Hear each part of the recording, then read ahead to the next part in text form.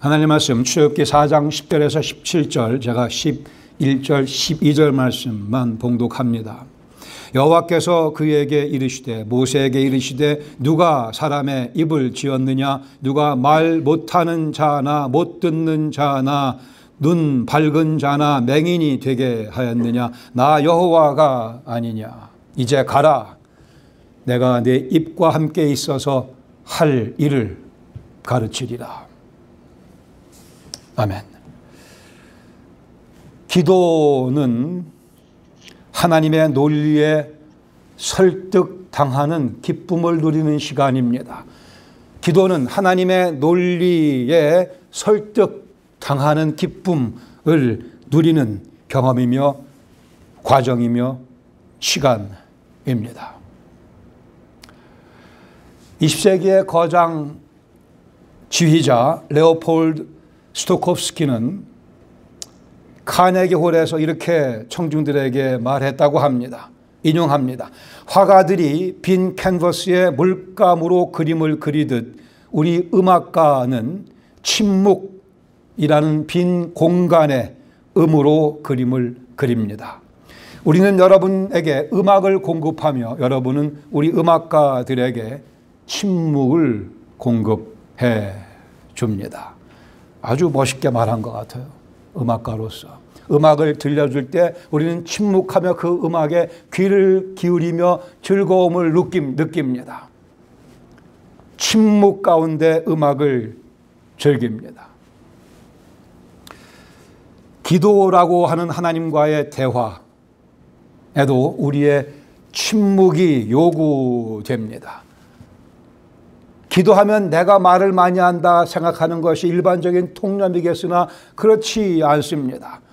기도를 통해 내 얘기만 늘어놓는 것이 아니라 하나님의 음성에 귀를 듣는 것이 곧 기도며 하나님과의 주고받는 대화 아닙니까? 그러기에 우리는 기도 가운데 침묵하는 시간이 필요합니다. 침묵을 통해 하나님 하시는 말씀에 경외감을 표현하며 그 말씀 앞에서 내 생각을 정리해야 합니다. 그리고 하나님께서 들려주시는 말씀에 내가 설득당해야 합니다. 그리고 그 말씀에 내가 정복당해야 합니다. 여기에 참된 기도의 완성이 이루어지며 하나님의 계획이 나를 통해 전진하게 됩니다. 오늘 출애굽기 4장 10절에서 17절까지 있는 말씀, 하나님께서 모세를 설득하려 애를 쓰십니다.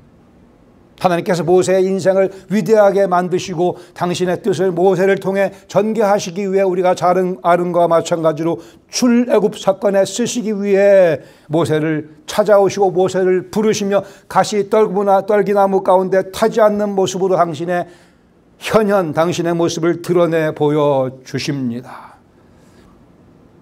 그리고 바로에게 가서 내 백성 이스라엘을 놓아주라고 전하라 말씀드리자 모세가 누가 나를 보냈다 하리이까? 이것은 하나님께서 여호와께서 당신의 고유한 이름을 계시해 주십니다. 나 여호와 스스로 있는 자가 너를 보냈다고 바로에게 전하며 이스라엘 백성들에게 전하며 내 뜻을 진행시키라고 말씀하죠. 모세가 우물쭈물거립니다. 자신이 없다고 얘기합니다. 하나님의 뜻을 거부하려 들자 하나님께서는 모세의 지팡이를 내던지라 말씀하셨고 던지자 지팡이가 뱀으로 바뀌고 다시 그 꼬리를 잡으라 했더니 뱀이 다시 지팡이가 되는 그런 기적을 보여주시며 모세의 그 연약한 믿음을 계속 부추겨 주십니다. 그래도 우물거리는 뭐라 그래? 우물거린다고 그래요? 저간 whatever. 미적거리고 있는 모세에게 하나님께서 말씀하기를 내 손을 옷 속에다 집어넣어라. 그랬더니 손이 하얗게 눈같이 문둥병이 나타나게 되고 맙니다. 다시 뺐더니 다시 전과 같이 제살이 되돌아왔습니다. 그렇게 하나님께서는 애를 쓰시며 모세에게 사명을 주시려고 합니다. 10절에 보시면 그러나 아직도 두려움에 빠져 있는 모세, 자신감이 없다고 외치는 모세가 여호와께 아뢰기를 오 주여 나는 본래 말을 잘 하지 못하는 자니이다. 주께서 주의 종에게 명령하신 후에도 역시 그러하니 나는 입이 뻣뻣하고 혀가 둔한 자라고 말씀을 드립니다. 여기 말을 더듬는다고 되어 있는 표현은 실제적으로 말을 더듬는다 볼 수도 있고요. 원래 모세는 지난 40년 동안 광야에 살았지만 그전 40년 동안엔 바로의 궁에서 많은 교육을 받았던, 그리고 애굽 말을 유창하게 웅변적으로 잘하던 사람이었는데, 그러나 제가 40년 세월이 지나서 제 애굽 말에 이제 녹슬어서 전과 같이 말을 못합니다라고 이해할 수도 있습니다. 또는 왕자로서 그렇게 교육받았던 그의 세련된 외교적인 그런 모든 스킬들을, 기술들을 다 잊어버렸다고도 이해할 수 있겠습니다. 어쨌든 모세의 포인트는 뭐예요? 하나님, 제 이 입 가지고, 제 언변 가지고는 안 되겠다고 말씀을 드립니다. 여기 모세의 엄청나게 커다란 오해가 있습니다. 마치 모세는 자기 언변으로 자기의 뛰어났던 과거의 그 모습, 자기의 능력으로 이 출애굽의 사건을 가능케 할 것이라고 잠시나마 크게 오해하고 맙니다. 출애굽 사건의 성패가 자기 입과 자기 혀에 달려있다는 듯이 반응을 하고 있는 모세의 어리석음, 커다란 오해. 오케이, 하나님께서 여호와께서 모세의 그러한 원리에, 그러한 논리에 더 논리적으로, 정말 참 논리적으로 답변을 하십니다. 11절에 여호와께서 그에게 이르시되 누가 사람의 입을 지었느냐? 누가 말 못하는 자나 못 듣는 자나 눈 밝은 자나 맹인이 되게 하였느냐? 나 여호와가 아니냐? 내가 네 입이 어떤지, 네 혀가 어떤지 이미 익히 잘 알고 있다 말씀하십니다. 내가 네 입을 만들었는데 나한테 설명하려고 드느냐? 네가 네 자신을 아는 것보다 내가 너를 더 잘 안다고 하나님께서 말씀하십니다. 정말 그렇지 않습니까? 우리 자신보다 하나님이 우리를 더 명확하게 알고 계십니다. 나 여호와가 아니냐? 12절에 이제 가라. 내가 내 입과 함께, 네가 말하는 그 못난 입, 그러나 내가 함께 있어서 내가 할 말을 내가 직접 가르쳐 주겠다 말씀합니다. 나 여호와가 아니냐? 뭔 소리냐? 하나님께서 논리적으로 모세의 생각을 고치시며 설득하고 계십니다. 그러나 13절에 다시 한번 하나님의 논리를 모세는 거부합니다. 모세가 이르되 주여, 오 주여, 보낼 만한 자를 보내소서. 보낼 만한 자, 이 표현의 문제가 뭐죠? 보낼 만한 자가 없다라는 사실입니다. 모세의 생각대로 언변이 뛰어난 자를 택해서 보내면 될 것 같다라는 그 생각, 그 논리에 의한다면 세상에 보낼 만한 자가 하나도 없습니다. 이 일은 하나님의 일이요, 하나님께서 자격이 안 되는 사람들을 사용해서 전개하시고자 하는, 아니 하나님의 모든 일이 그러하듯이 모세는 하나님의 계획에 문제가 있어 보입니다. 한 번 더 주장합니다. 더 나아가서는 가기 싫다라는 뜻이죠. 하나님께서 내려주시는 사명에 순종하지 않겠다고 하는 모세의 반항입니다. 절대 겸손이 아닙니다. 겸손이라 한다면 그것은 모세의 오해에 근거하고 있는 것뿐이에요.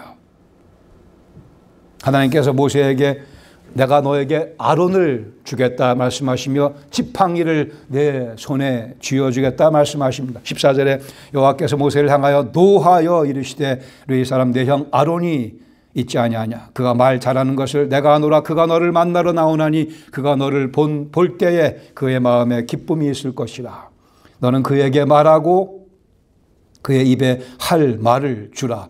내가 내 입과 그의 입에 함께 있어서 너희들이 행할 일을 가르쳐 주겠다 말씀하십니다. 16절에 그가 너를 대신하여 백성에게 말할 것이니 그는 내 입을 대신할 것이요 너는 그에게 하나님같이 되리라. 즉 하나님께서 선지자들을 통해 말씀하신 것과 마찬가지로 모세 네가 네 형 아론을 통해서 백성들에게 말하게 될 것이라고 확인시켜 주십니다. 이어서 17절에 보시면 너는 이 지팡이를 손에 잡고 이것으로 이적을 행할지니라. 금방 뱀이 됐던 그 지팡이 다시 집어서 지팡이가 된 그 나무 지팡이 아무것도 아닌 것이지만 그러나 이 지팡이를 내 손에 내가 쥐어 줄 테니 앞으로 이것으로 이적을 기적을 행할 것이라 말씀하십니다. 세상의 모든 왕권을 향해 이 지팡이를 가지고 호통을 치게 될 것이며 이 지팡이를 가지고 홍해를 가르게 될 것이며 이 지팡이를 가지고 호렙산으로 양떼 이스라엘을 인도해 갈 것이라고 약속해 주십니다. 하나님께서 함께 하시겠다는 약속의 구체적인 표현이죠.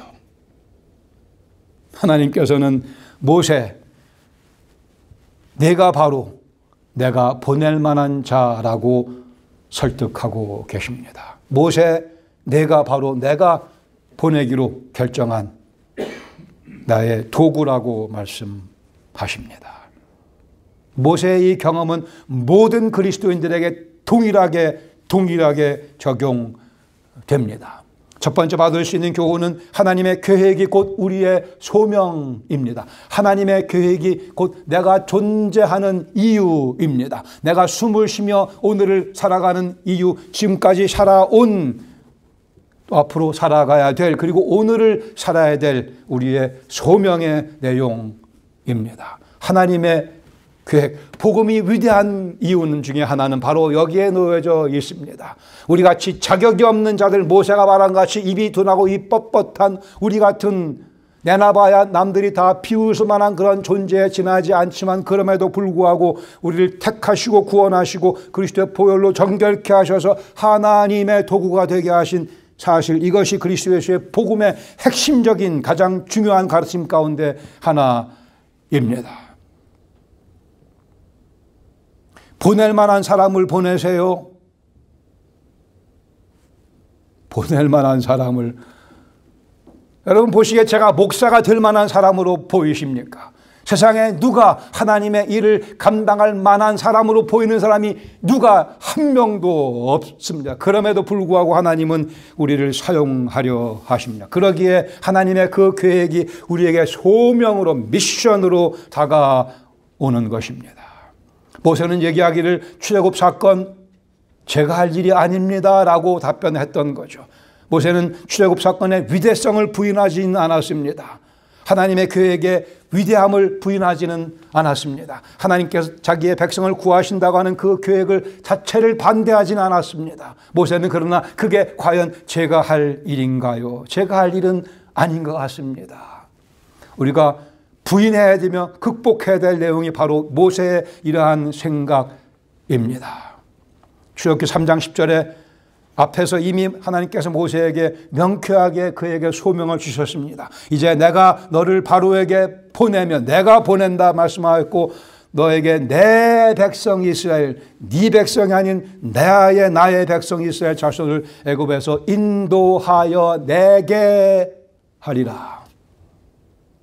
인도해내라가 아니고 내가 너로 하여금 인도하여 내게 하리라. 궁극적인 주어는 역시 여호와 하나님이십니다.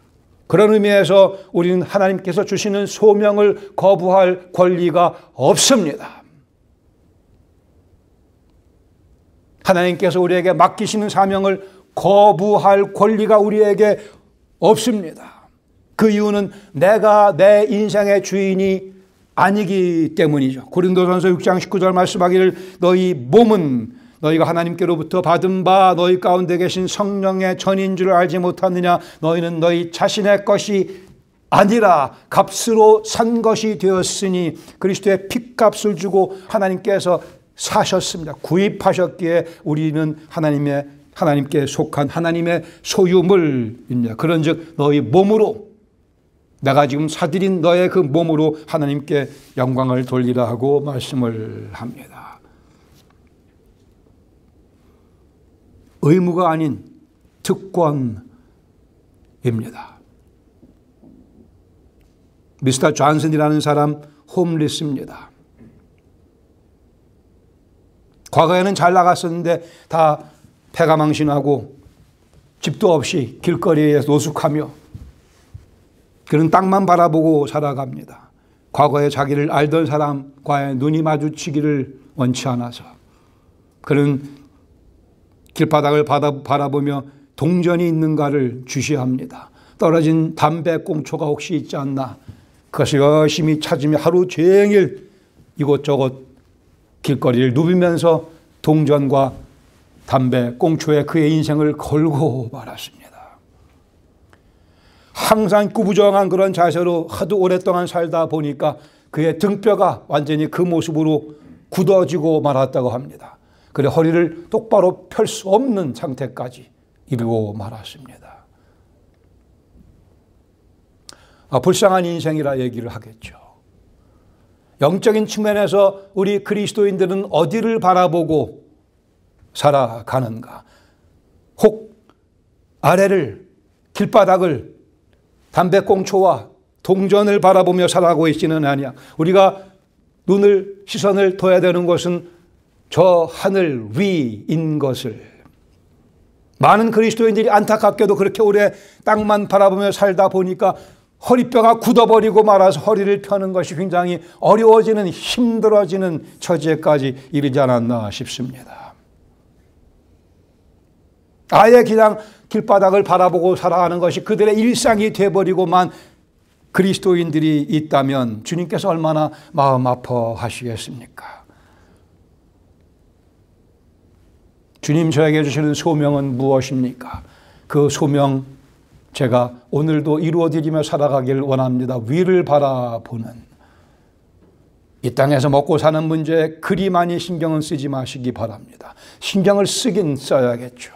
그러나 신경을 쓰는 이유는 생계가 유지돼야 되는 이유는 생계를 유지하면서 우리의 소명을 완성하기 위해서 아니겠습니까?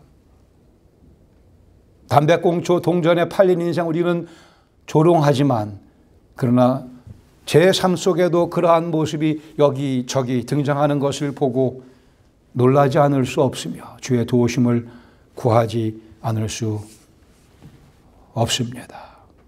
이제는 허리를 펼 때입니다. 허리를 꼿꼿이 펴고 우리 고개를 들어 위를 바라보며 살아야 될 때입니다. 그 이유는 우리가 이미 그리스도 예수의 보혈의 공로를 힘입어 하나님의 아들과 딸이 됐기 때문입니다. 수고하고 무거운 짐진 상태에 있던 우리를 그리스도께서 구원하시고 살려주심으로 참된 휴식 속에 집어넣어 주셨고 속박에서 해방시켜 주셔서 자유함과 평강이 무엇인지를 이미 맛보게 해 주셨기 때문입니다. 어둠으로부터 빛으로 우리는 이미 옮김을 받았습니다. 하나님의 아들 예수 그리스도와의 교제가 무엇인지를 우리는 잘 압니다. 하나님의 아들 예수 그리스도의 사랑이 그 감각이 어떠한지 우리는 이미 많이 경험해 봤습니다. 하나님께서는 우리로 하여금 그리스도 예수의 대사가 되어 하나님을 대변하며 이 땅에서 살아가라고 소명을 주셨기에 우리는 길바닥을 바라봐서는 안 됩니다. 우리에게는 감사하게도 거룩한 부르심이 있습니다.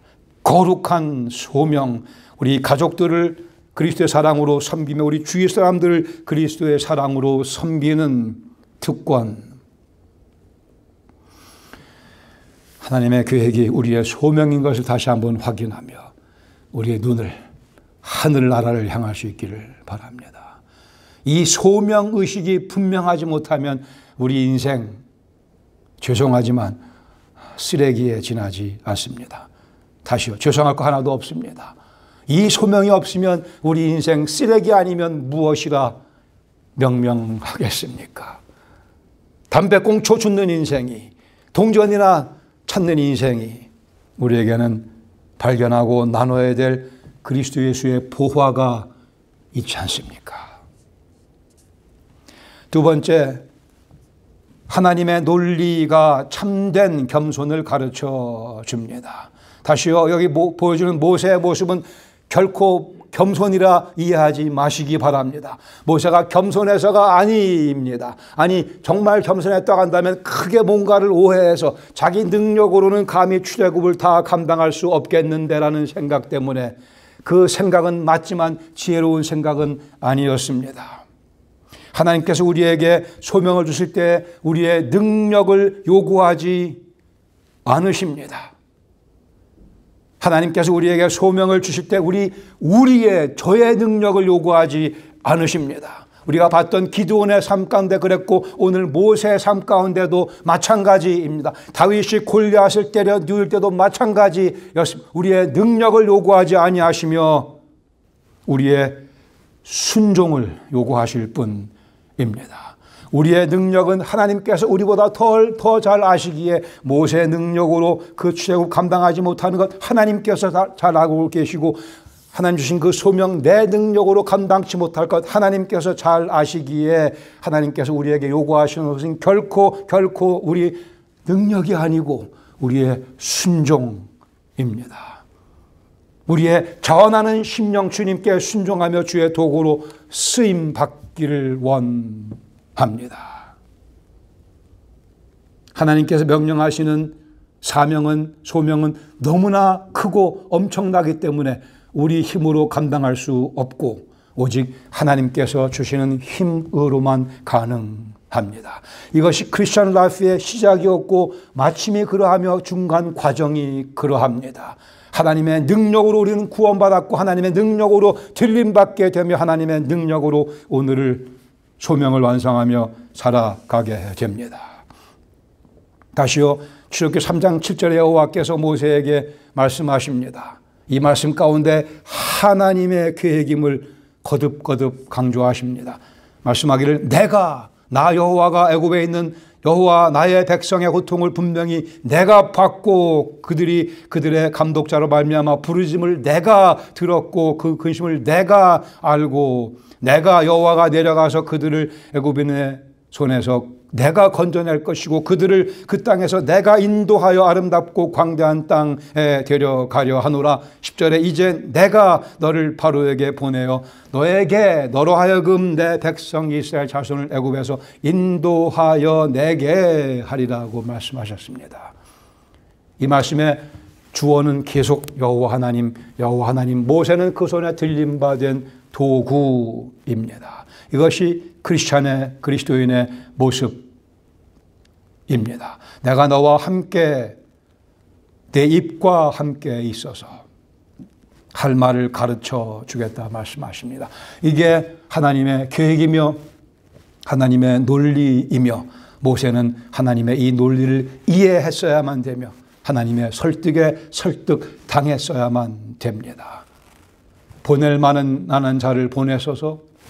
보낼 만한 자, 보내심 받을 만한 자는 능력에 달려있지 않고 겸손한 자, 주 앞에 순종하기를 미리 약속드리는 자. 밑도 끝도 없이 이스라엘을 구원하시겠다는 이 엄청난 하나님의 계획, 모세의 능력으로 불가능한 엄청난 사건, 하나님께서는 오늘도 이만큼 엄청나고 또 엄청난 사건들을 우리에게 맡기시며 당신의 힘으로 이것을 이룩할 테니 너희는 도구가 되라고 찾아와서 우리를 설득하고 계십니다. 누가 사람의 입을 지었습니까? 누가 맹인을 만들었고 누가 눈 밝은 자를 만들었습니까? 누가 여러분의 키를 그렇게 정했으며 누가 여러분의 IQ를 그만하게 하셨습니까? 누가 여러분의 육신의 건강을 그렇게 오늘 인도하고 계시며 누가 우리 마음속에 주님 뜻대로 살고 싶어하는 열망을 불어넣어 주십니까? 나 여호와가 아니냐? 착각에 빠진 겸손을 버려야 합니다. 크게 오해하는 분들이 많이 있습니다. 착각에 빠진 겸손을 버리시기 바랍니다. 하나님께서 원하시는 것은 능력이 아니고 헌신 입니다. 내 능력이 부족함에 문제가 있지 아니하고 내 헌신이 미적지근한 것이 문제입니다. 참된 겸손은 내 능력을 운운하지 않습니다. 참된 능력은 진지한 헌신을 앞세웁니다. 세 번째 마지막으로 하나님께 설득된 영혼만이 순종할 수 있습니다. 하나님께 설득된 영혼만이 순종할 수 있습니다. 아, 과연 그렇군요, 하나님. 설득당하기 위해 우리는 주 앞에 무릎 꿇습니다. 하나님 말씀하시고 저를 설득시켜 주시옵소서. 이게 곧 기도입니다. 궁극적인 의미에서는 내 뜻이 이루어지지 아니하고 하나님의 뜻이 이루어져야 되는 것이 기도며, 하나님 뜻이 나의 삶을 통해 이루어지기 위해서는 내가 하나님의 뜻을 이해하며 그 뜻에 설득당해야 합니다. 하나님께 설득당하는 기쁨을 경험해 보셨는지요? 여기서 그냥 예의 없이 모두가 지붕이 꺼지라 아멘 하셔야 되는데, 하나님께 설득당하는 기쁨이 그리스도인의 기쁨인 것을 꼭 체험하셔야, 날마다 체험하셔야 됩니다.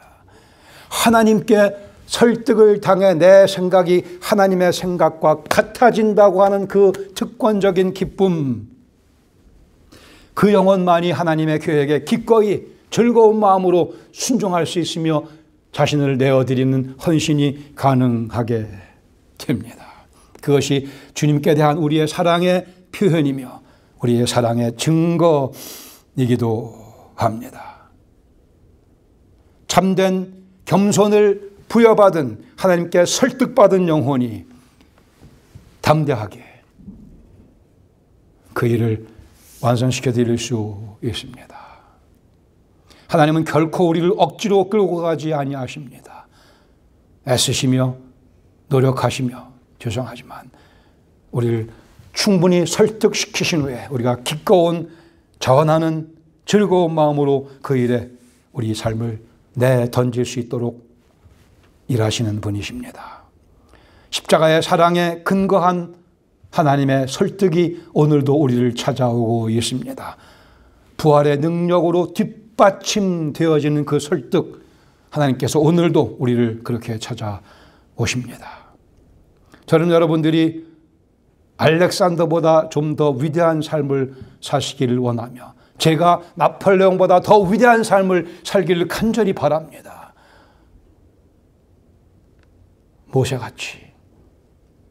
알렉산더 많은 땅을 점령했고 나폴레옹 그랬으나 우리 그리스도인들은 영혼을, 말하자면 점령하는 영혼을 그리스도께로 인도하는, 영원히 사라지지 아니할, 멸하지 아니할 영혼 하나하나를 그리스도께 인도하는 일에 부름받은 그리스도의 대사며 하나님 여호와의 종입니다. 여러분, 감히 제 삶을 알렉산더 정도에 비유하지 마시기 바랍니다. 감히 여러분의 삶을 나폴레옹 정도에 비교하지 마시기 바랍니다. 우리는 그보다 훨씬 더 위대한 영원한 가치를 만들어낼 수 있는 그런 삶으로 부름받은, 그러기 위해 하나님께서 당신의 아들 그리스도 예수의 피를 뿌려가며 우리를 구원하셨기에 우리의 위대한 인생으로 하나님께 영광을 돌려드리기를 간절히 바랍니다. 이것이 그리스도 예수의 복음이라고 확신합니다. 하나님께서는 우리의 모습에도 불구하고 예수 그리스도 안에서 우리를 선택하셨습니다. 구원하셨습니다. 이제는 그리스도 예수 안에 있는 우리의 모습 때문에 하나님께서 우리를 사용하십니다.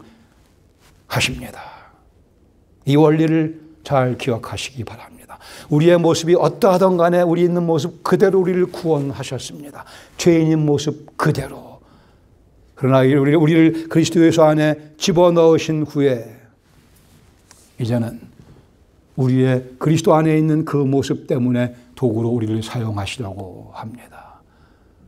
하나님께 귀하게 쓰임받았던 위대한, 저는 위대하다는 말을 꼭 쓰고 싶어요. 위대한 전도자 D.L. 무디.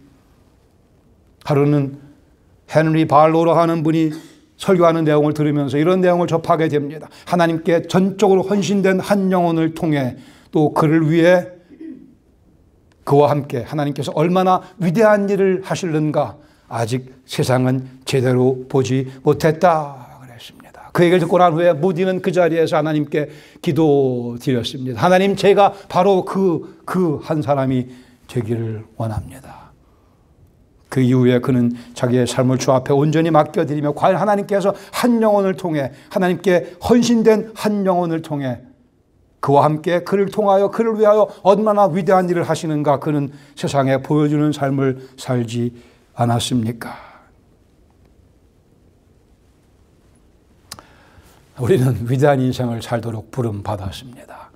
위대한 인생 살기 위해 하나님께서 우리를 설득하십니다.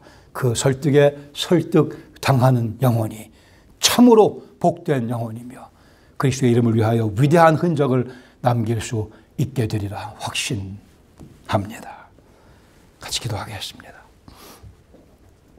이 시간 우리 다시 한번 하나님 말씀을 근거로 꿈을 꿉니다. 멋지게 꿉니다. 화려하게 꿉니다. 찬란한 꿈을 꿉니다. 나 자신의 영광을 위해서가 아니요 우리를 구원하신 예수 그리스도의 영광을 위하여. 내게 주신 소명을 다 알고 계시지 않습니까?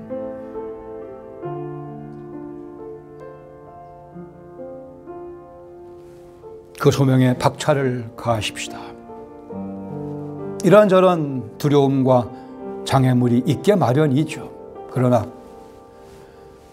우리의 지혜나 우리의 능력이 아닌 우리의 순종과 겸손과 헌신으로 그 소명은 완성되어집니다. 주님께서 다시 한번 우리에게 그리 말씀하시며 그리 부탁하시며 우리를 설득하고 계십니다.